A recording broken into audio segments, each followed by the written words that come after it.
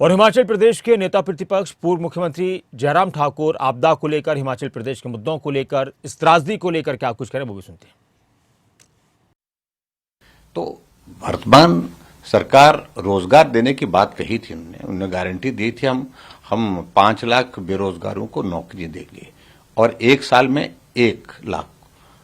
तो अभी 10 महीने में 10,000 से ज्यादा तो निकाल दिए उनने, लेकिन एक भी आदमी अभी तक उनकी सरकार बनने के पश्चात नौकरी में लगा नहीं है। असम के सीएम कह रहे हैं कि जो उदयनिधि स्टालिन का बयान था या जो ऑपोजिशन का बयान है सनातन को लेकर, वो फिर से क्लैरिफाई कर रहे हैं कि जैसे सूर्य है वैसे सनातन धर्म ये कभी समाप्त नहीं हो सकता है। देखो, मैं उनकी बात से सहमत हूं। सनातन ही एकमात्र धर्म है जो सबको अपने तरीके से जीवन जीने की इजाजत देता है। आप देखिए ना, दूसरे धर्म में अगर ये मानना है तो मानिए, नहीं मानेंगे तो उसके बाद फिर उनके पास सीधी सी बात होती है कि उसको अपना मानते ही नहीं है, अपने धर्म का मानते ही नहीं। मैं उन धर्मों का जिक्र नहीं करना चाहता हूं, लेकिन सनातन एक ऐसा धर्म है, वो बहुत विशाल है, जिसमें सबका समावेश है। और उस तरह से उन्होंने अगर बात कही है कि जैसे सूर्य है, सूर्य कभी जो है वो समाप्त नहीं होता है, वही मैं कह सकता हूं कि उन्होंने जो बात कही है वो उचित बात कही है आज के इसमें।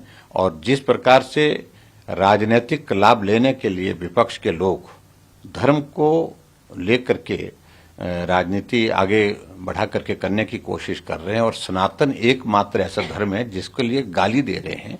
अन्यथा उनको मैं ये कहना चाहूंगा कि अगर आप इस्लाम के खिलाफ गाली देकर के देखिए ना, आप क्रिश्चियन के खिलाफ गाली देकर के देखिए क्या हालात बनते हैं।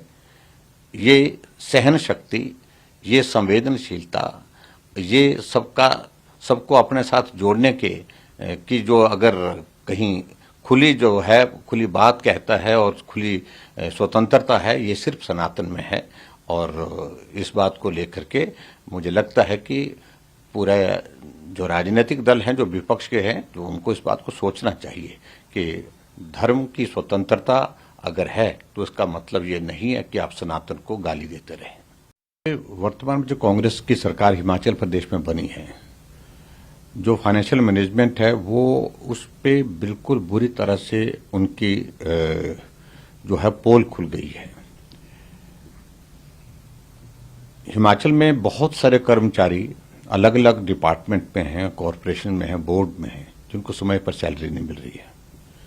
ये तो आपने एक कॉरपोरेशन का जिक्र किया जो HRTC है, जो ट्रांसपोर्ट कॉरपोरेशन हमारी हिमाचल प्रदेश की है, और उनके कर्मचारियों को सैलरी नहीं मिलना और कई महीनों से सैलरी नहीं मिलना, ये चिंता का विषय है। वो हड़ताल पर भी गए, वो उन्हें मुख्यमंत्री से बात भी की, लेकिन उसके बावजूद उनकी समस्याओं का समाधान हुआ नहीं।